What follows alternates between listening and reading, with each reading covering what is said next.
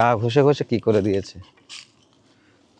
ওর মনে করো শরীরটা ওইখান থেকে আছে। বাপ রে বাপ। প্রত্যেকটা গাছ দেখুন এদিকের জঙ্গলটা, প্রত্যেকটা গাছের গায়ে গা ঘষেছে। কত বড়! এইটা সব থেকে বড়। হ্যাঁ, কত দূর অব্দি গা ঘষে ঘষে নিয়ে গেছে হাতি। দেখুন এই তার এই হলদে দাগ করে ফেলেছে। এই প্রত্যেকটা এখান থেকে যায় না ওরা, এইভাবে এইভাবে বেরিয়ে যায়। এখানে একটা আবার কুকুর আছে। এখানেও থাকে তো তাহলে? এখানে রাত ভোর বেলায় আসে। চারিদিকে শুধু হাতির পায়ের ছাপ।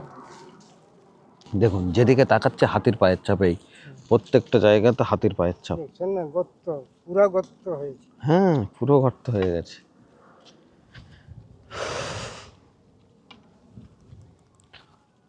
অত্যন্ত সুন্দর পরিবেশ, জঙ্গলের এই নির্জনতা, তার সঙ্গে দাদার সঙ্গে কথা বলা, এখানে হাতির উৎপাত নিয়ে তারাও বললেন তাদের অভিজ্ঞতা অনেক। এখানে সাপ কেমন দাদা? সাপ তেমন একটা নেই। তেমন একটা নেই? দেখেনি না? ভবিষ্যতে মানে চোখে পড়ে, কিন্তু সচরাচর সাপ নেই এখানে। যেটার ভয় সেটা হচ্ছে এই হাতি। হাতিটা সব থেকে ভয়ঙ্কর আমাদের হাতি। তখন তো আপনারা ছাগল টাগল এখানে রাখেন না তো? না, ঠিক 2-2:30টার সময় আমরা ছাগল বাড়িতে নিয়ে চলে যাবো। দুপুর 2টোর মধ্যে ছাগল বাড়ি, কারণ হাতি চলে আসে। ভাবুন কি ভয়ঙ্কর পরিবেশ। এখানে দুপুর 2টোর পর থেকে দাদারা আর হাতে ছাগল নিয়ে বেরোন না। তার কারণ নাকি জঙ্গলে কেউ থাকে না। কেউ থাকে না, হাতির ভয়, হাতির ভয়। এবং যখন এই দিক থেকে যাচ্ছি চারিদিকে দাদা দেখালেন হাতির খোঁজ। 2 মাসের আগের কথা বলছি। পুরো একবার হাতির মাঝখানে ঢুকেছিল জঙ্গলে। আপনি? হ্যাঁ। তারপর আমি বলি কিভাবে বেরোবো? হ্যাঁ, বেরোতে তো হবে নাকি? হ্যাঁ অবশ্যই। চারদিকে হাতি। হাতি আর হাতি, যেদিকে তাকাচ্ছি হাতি। আর সামনে আসছে একটা বিশাল হাতি আর কি। সামনেও বিশাল হাতি? হ্যাঁ। আচ্ছা, দাঁতগুলো পরে এতটা থেকে লম্বা হবে। ওকে। আমি কি করবো? ওকে তো আমাকে সাইড দিয়ে যেতে হবে নাকি? হাতি যখন আমার দিকে আসছে, আমি বাঁ সাইড দিকে কেটে পড়লাম। ও পেরিয়ে গেল। তারপরে আমি একটাই আর চারদিকে আছে। দেখে দেখে দেখে দেখে আর কোন আওয়াজ করলে হবে না? না না, হুরিয়াঙ্গাম করলে হবে না। ভাবো, হাতের মধ্যে থেকে আস্তে আস্তে আস্তে আস্তে উনি বাড়ি ফেরেন। এবং এটা এটা এটা কিন্তু ডেলি, মানে প্রতিদিনের এরকমই ঘটনা। গরিব মানুষ না, যেতে হয় জঙ্গলের মাঝখানে। কিছু করার নেই। কিছু করার নেই।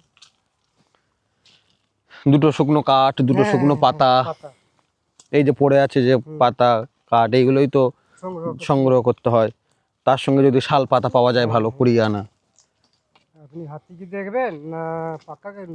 ঠিক ঠিক। তাহলে আমি আসি।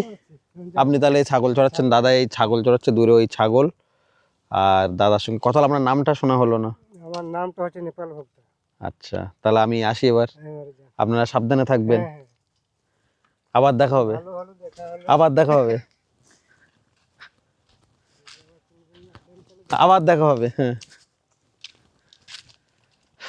এই জঙ্গল পথে হাতি আসে, গল্প শুনি বারবার। আমাকে অনেকেই বলেছে যে এখানে হাতি আসে, হাতি আসে, কিন্তু অতটা আমি গুরুত্ব দিইনি। কিন্তু আজকে যখন এসে এখান থেকে যাচ্ছি, প্রত্যক্ষ করলাম, যারা ছিলেন তারা দেখালেন যে এই চত্বরগুলোতে হাতি কিভাবে এসে উৎপাত চালায়। এখনো দেখছি চারিদিকে শুধু পায়ের খোঁজ, হাতির পায়ের খোঁজ। এই দেখুন এই একটা বড় পায়ের খোঁজ। ওনারাও বেশিক্ষণ থাকেন না, দুপুর 2টোর পরে চলে আসেন।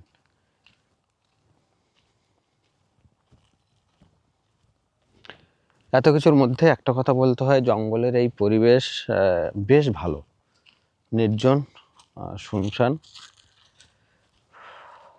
এই দেখুন হাতির এই একটা পায়ের ছাপ, এই কত বড় বড় হাতির পায়ের ছাপ।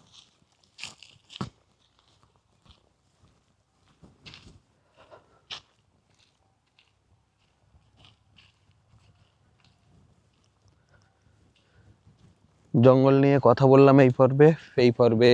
জঙ্গলে হাতি এই তো আছে, তার সঙ্গে এখানকার মানুষজনের জীবিকা জীবন নিয়ে একটু কথা বলতে পারলাম, ছুঁয়ে গেলাম। আবার কথা হবে অন্য কোনো সময়। এই পর্বের এই ভিডিও এখানে শেষ করলাম। ভালো থাকবেন সকলে, দেখা হবে অন্য ভিডিওতে, সেটাও কিন্তু এই ঝাড়গ্রাম কেন্দ্রিক।